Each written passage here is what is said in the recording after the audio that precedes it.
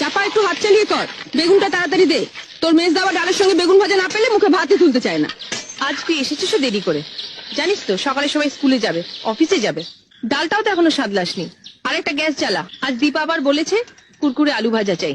আমি আলু কেটে দিচ্ছি, তুই কড়াটা চাপা। চাপা দি, ওর জন্য একটা মাছ ভাজা তুলে রেখেছ তো? না বাপু, ভুলে গেছি।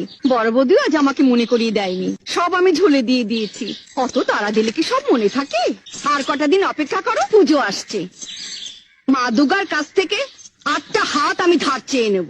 উফ, তোমাদের বাড়িতে 10 হাত না হলে কাজ করা আমার সম্ভব হচ্ছে নি। সরো। হাজামো করিস না চাপা, তাহলে তো রাবণের কাছ থেকে তোকে 9টা মাথাও ধার নিতে হয়। 10টা মাথা না হলে সকলের সব কথা মনে রাখবি কি করে? যা বলেছিস, এই বাড়িতে সবার আলাদা আলাদা অর্ডার, এক একজনের এক এক রকম জিভ। জীব নয় দিদি, বলো নোলা।